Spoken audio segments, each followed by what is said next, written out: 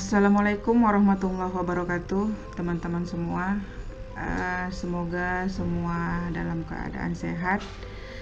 Semangat untuk kita semua dalam membahas, membedah kisi-kisi yang sudah diberikan kepada kita untuk uji pengetahuan nanti. Jadi teman-teman, saya sedikit ingin berbagi tentang cara mencari contoh soal yang berkenaan dengan kisi-kisi. Jadi kan kalau kita belajar dari para peserta PPG tahun lalu itu, tahun-tahun yang lalu selalu mereka mengatakan soal itu tidak keluar dari kisi-kisi. Artinya apa yang sudah ada di kisi-kisi hampir 100% itu keluar. Tinggal lagi kita yang memahami kisi-kisi tersebut gitu. Cuman kan yang menjadi kendala kita adalah untuk mencari soal yang berkenaan dengan kisi-kisi itu kan sulit ya.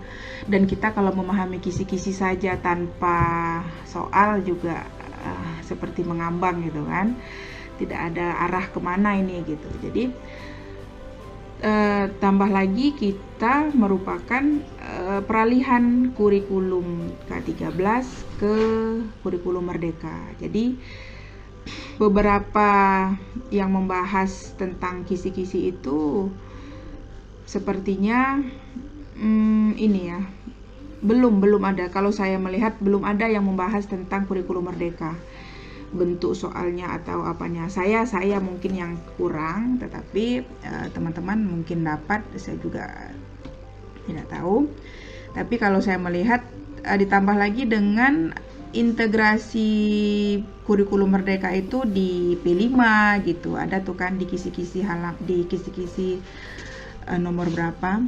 Kalau saya perhatikan kisi-kisi kita dari 91 ke 120 itu memang kurikulum Merdeka semua tuh, sampailah penerapannya di PPRA ya, tasamuh lah dibuat, ya itulah yang harus kita pahami gitu kan.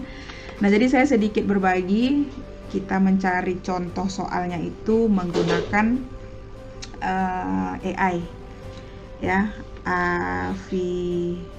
apalah gitu, intelijensi gitu ya. Artinya kecerdasan buatan, kecerdasan yang dibuat oleh manusia juga gitu ya. Artinya kita juga nggak bisa menutup diri untuk tidak tidak mau tahu gitu. Jadi kalau itu berkenaan dengan kita dan kita butuh, kenapa tidak kita cari di mana gitu ya. Tinggal lagi AI ini namanya kecerdasan buatan, dia juga nggak sempurna gitu. Jadi yang melihat nanti masuk atau tidak, mendekati atau tidak, sejalan atau tidak dengan kisi-kisi, ya itu kita yang menyaringnya gitu. Jadi AI ini hanya kita gunakan untuk membantu kita menemukan soal-soal yang berkenaan dengan kisi-kisi, atau kalau tidak pun yang membahas tentang kisi-kisi. Jadi kita adalah sedikit gitu. Kalau kita buka modul lagi sepertinya agak sedikit malas gitu ya. Jadi nggak usah repot membuka modul, tapi bisa dengan AI, kenapa tidak gitu. Kalau bisa waktunya 5 menit dapat satu soal, kenapa harus 50 menit dengan tidak ada soal gitu ya. Baik, semoga bermanfaat nantinya apa yang saya sampaikan. Jadi kita hanya perlu terintegrasi dengan internet gitu.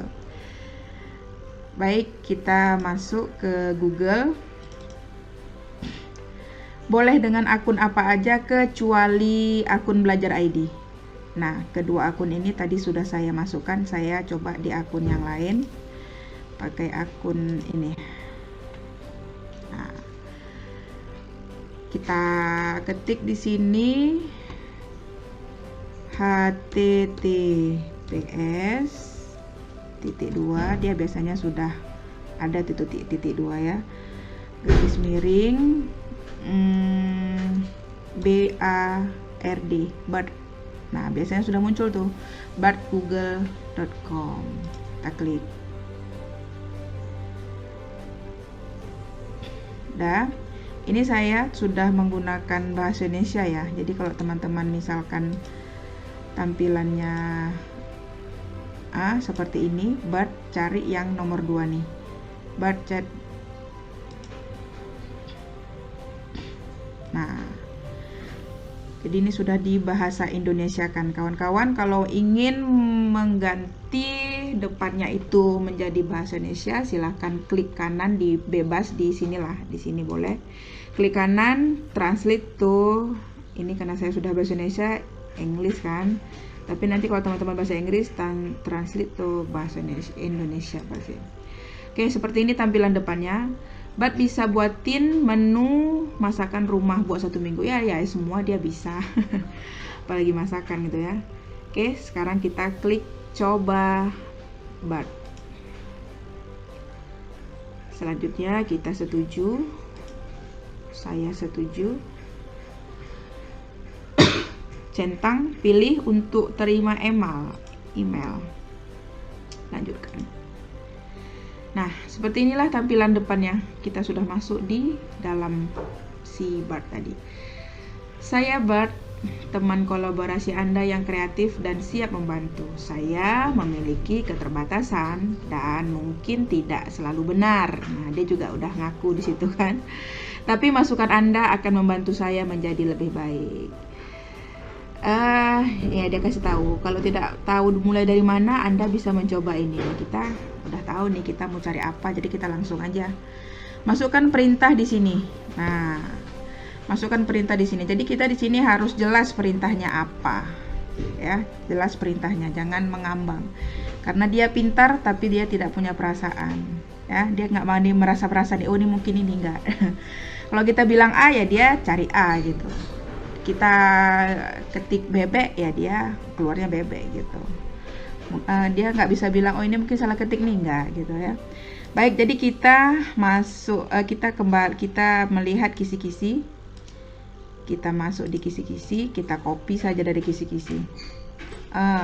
Coba kita buat mulai dari kisi-kisi. Nah ini saya belum nih, tentang kemunduran dinasti Abbasiyah. Kita copy, selanjutnya kita bawa ke sini, masukkan. Nah kita edit lah nih, jangan langsung enter ya, kita edit menjadi satu buah kalimat yang jelas perintahnya gitu. Nah di sini kita kan mau minta soal, berarti kita buat soal hot bernalar tingkat tinggi. Soal hot tingkat tinggi. Nah, diberikan data, boleh diberikan data, boleh ditambah tentang. Kalau tentang tidak diberikan data lagi lah ya. Tentang boleh data dan informasi sejarah dinasti Abbasiyah. Nah, kita tambah lagi, kita tambah dengan 5 opsi jawaban, tapi kita buat multiple choice. Nah, dengan 5 opsi multiple choice, mahasiswa dapat menentukan faktor penyebab kemunduran dinasti Abbasiyah. Sepertinya perintahnya sudah jelas. Coba kita cari. Tunggu dia berpikir. Nah, keluarlah dia ya. Berikut ini adalah beberapa faktor penyebab kemunduran dinasti Abbasiyah. Tuh, dapat kita. Setelah dia kasih soal, dia kasih beberapa pilihan. Faktor yang paling berpengaruh terhadap kemunduran dinasti Abbasiyah adalah A, B, C, D.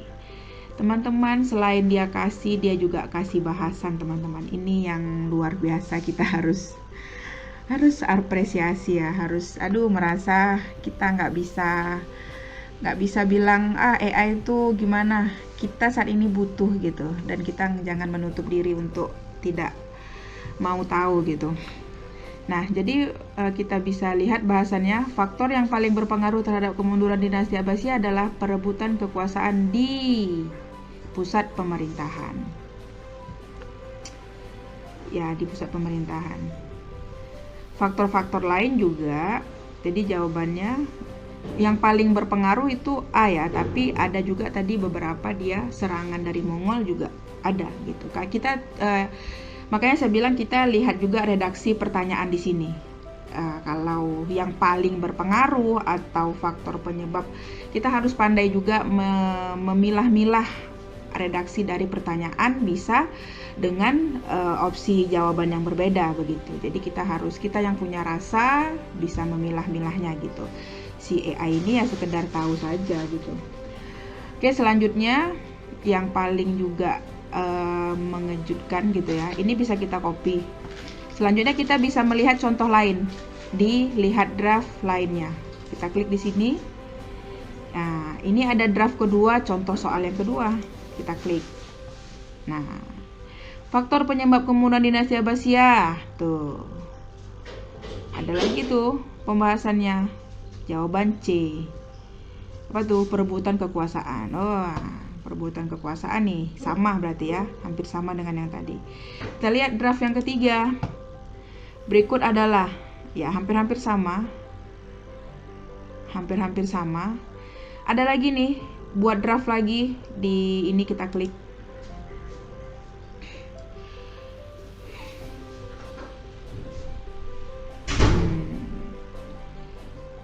Di sini. Nah, teman-teman.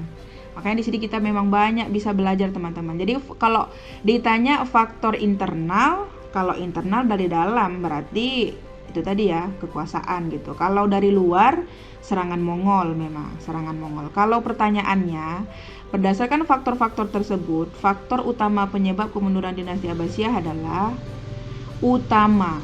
Kalau yang utama berarti serangan bangsa Mongol gitu ya.